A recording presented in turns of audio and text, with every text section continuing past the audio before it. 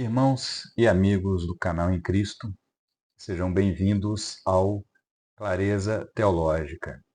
Hoje trago um peso no meu coração, uma tristeza profunda, mas também quero, nesse vídeo, trazer um pouco de esperança firme na soberania de Deus.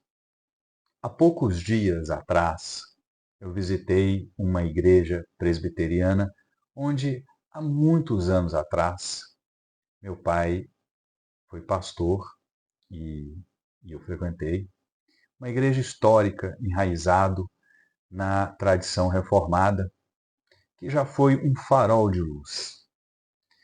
Mas o que eu encontrei me deixou muito triste.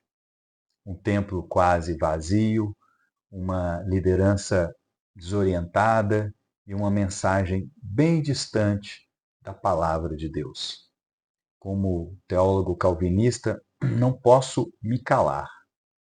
Estamos diante de uma crise nas igrejas históricas, sejam presbiterianas, batistas, luteranas, que em muitos lugares estão abandonando sua herança para se conformar ao mundo. Este vídeo é um alerta e um chamado. E eu dei o nome de Igrejas Históricas em Crise. Como voltar à verdade reformada? Vamos mergulhar na Escritura, na teologia e na missão da igreja para buscar respostas. Peço que venha comigo.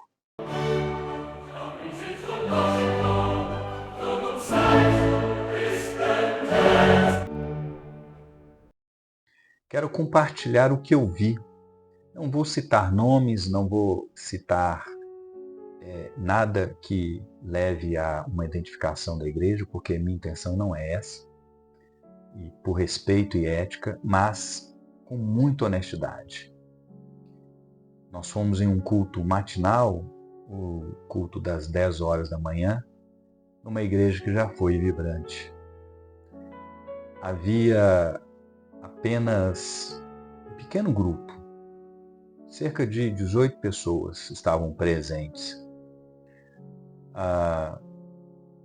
Um templo que antes era mais vibrante, agora ele ecoava em silêncio.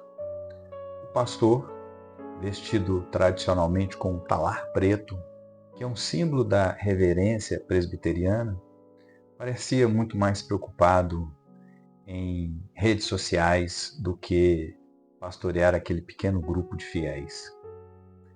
Sua linguagem era mundana, longe do tom pastoral que edifica.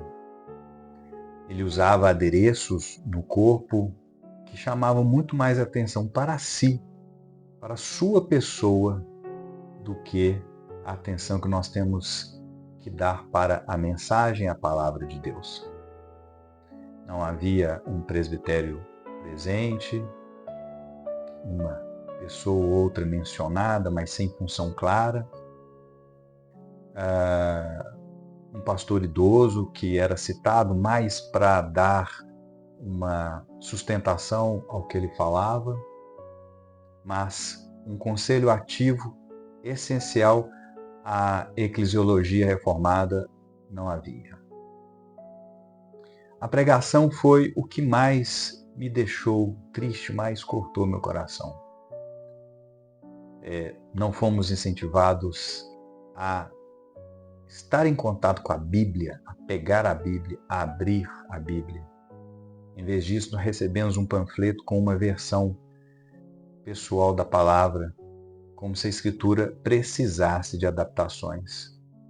Um panfleto que seguia ali formalmente tudo que seria dito. Mas esse pastor se declara progressista, existencialista e se preocupou muito mais em expor questões sociais que são importantes na nossa sociedade, mas não quando você vai a um culto. Ele se preocupou muito mais em falar sobre feminismo, exploração capitalista, necessidade de resiliência contra o capital. Parecia um palanque político, não um púlpito. Ao chamar as crianças para a oração, num número tão reduzido, havia uma criança originária e uma visitante. Mas ali, naquela presença tão íntima, ele estava muito mais preocupado em falar sobre as milhões de crianças no mundo em sofrimento. Mas ali, próximo dele, estavam duas. E a mensagem com uma interpretação muito simples, sem exegese, inclusive questionado por uma senhora mais velha, quando o próprio pastor diz sobre uma interpretação adulta, ao invés de uma interpretação de escola dominical infantil, uma senhora diz, naquele silêncio, que preferia a interpretação da escola dominical, mas ele a repreende dizendo que ela precisava crescer e a interpretação seria adulta, porém foi superficial, faltando profundidade exegética e voltando a temas políticos desconexos da Escritura. O pastor se declara ecumênico, incentivando visitas a igrejas diferentes, isso não há problema, mas quando ele pede um protestante para ir numa igreja católica, chamando essas pessoas de preconceituosas, de que isso é um preconceito ridículo, diante da relutância dos poucos membros, isso causa confusão espiritual. Na própria página da igreja, ela se apresenta como progressista e existencialista, termos que chocam com o calvinismo clássico. Ele também repreende membros que questionam condutas de alguns membros e exige uma tolerância cega, como se confrontar o pecado fosse pecado. E o que mais chamou a atenção da minha parte, de quem me convidou a assistir o culto, foi a bênção final, quando ele fez questão de frisar que Deus, que é Pai, que é Mãe, que é homem, que é mulher, que abençoa todos. Que é uma declaração, do ponto de vista calvinista clássico, herética, porque atribui gênero humano a Deus. Violou a revelação bíblica e chocou os poucos presentes que estavam na igreja. Essa igreja, irmãos, está em decadência, vazia, sem liderança sólida, sem palavra pura, conformada com o mundo. O que a Bíblia nos ensina sobre a igreja? Em Mateus capítulo 16, versículo 18, Jesus declara: edificarei a minha igreja e as portas do inferno não prevalecerão contra ela. Ou seja, a igreja não vai se conformar ao mundo, não vai se tornar o mundo, não vai trazer o mundo para dentro dela. A igreja é o corpo de Cristo, chamada a ser sal da terra e luz do mundo. Mateus capítulo 5, versículo 13 e 14. Paulo, em Efésios capítulo 4, versículo 11 ao 16, diz que Deus deu pastores para edificar o corpo de Cristo até que cheguemos à unidade da fé e ao pleno conhecimento do Filho de Deus. João Calvino, em suas Institutas, precisamente o livro 4, capítulo 1, seção 9, define a igreja pela pregação fiel da palavra, administração dos sacramentos e disciplina eclesiástica. O Catecismo de Heidelberg, pergunta 54, afirma que a igreja é uma comunidade escolhida para a vida eterna, reunida por Cristo. Mas o que vi foi uma igreja que abandonou essas marcas. Em Apocalipse capítulo 2, versículo 4 e 5, adverte a Éfeso: abandonaste o teu primeiro amor, lembra-te de onde caíste, arrepende-te e volta às primeiras obras. Essa é a exortação para as igrejas em crise. E por que as igrejas históricas estão em crise? Vou enumerar alguns pontos que eu observo. Primeiro, há uma conformidade com o mundo.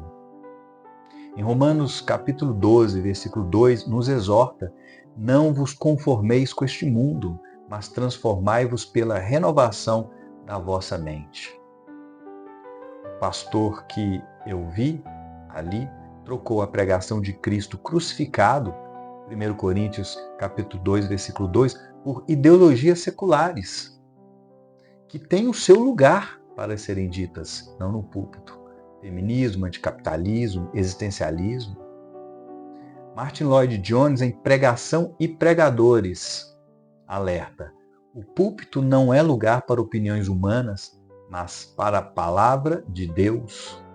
Ou seja, não é lugar para ideologias políticas, mas para a pregação única da palavra de Deus.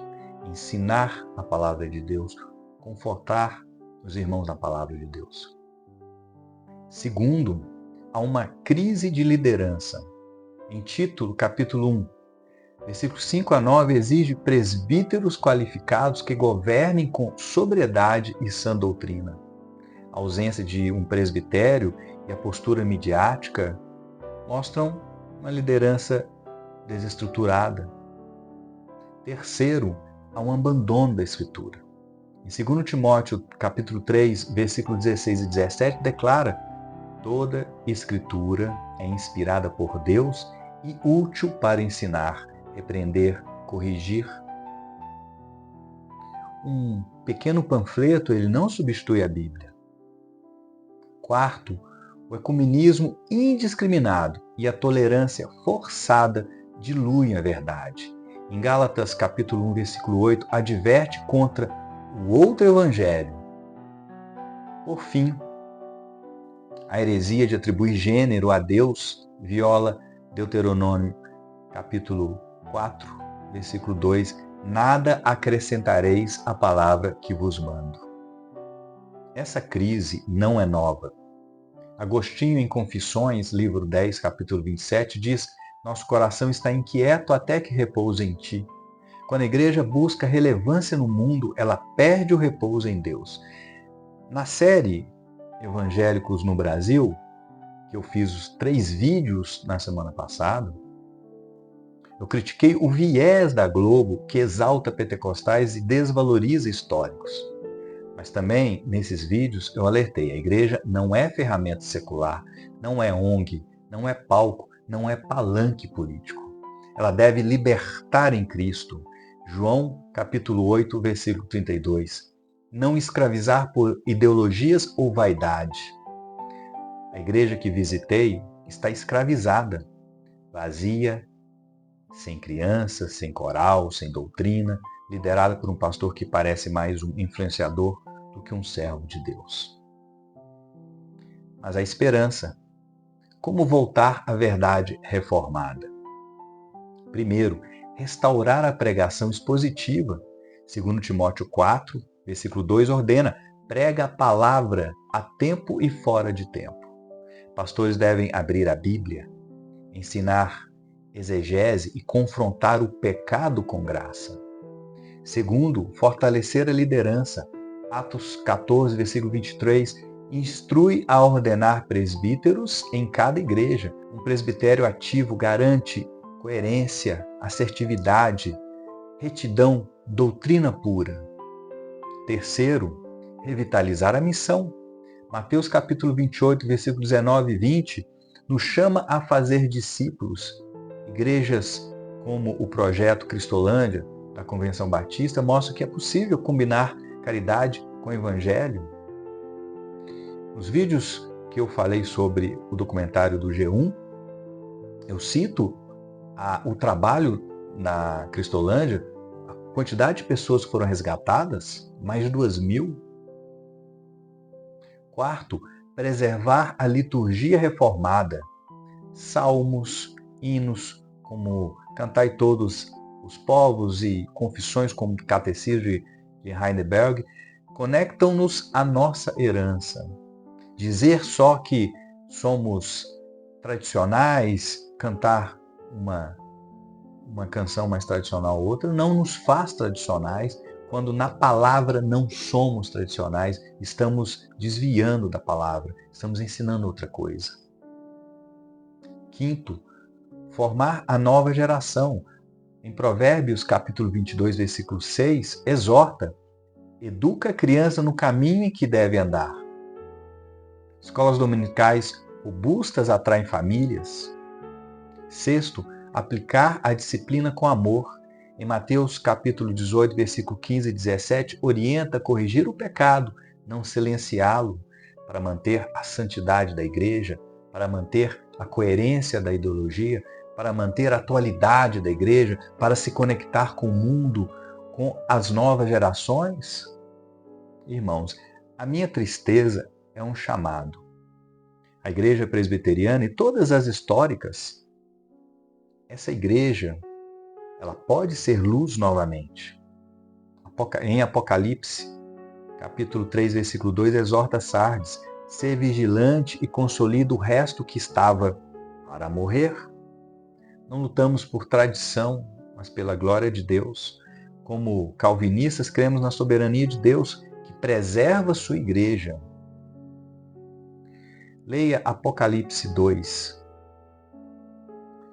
versículo 4 e 5 e reflita. Sua igreja é fiel à palavra? Ore por seus pastores, engaje-se na missão, estude a Escritura, leia a Bíblia. Curta esse vídeo, inscreva-se no canal em Cristo e comente o que sua igreja faz para permanecer fiel. Juntos podemos clamar por um avivamento reformado para que a igreja seja, como diz 1 Pedro capítulo 2, versículo 9, povo de propriedade exclusiva para proclamar as virtudes daquele que nos chamou das trevas para a sua maravilhosa luz. Até a próxima, que Deus os abençoe.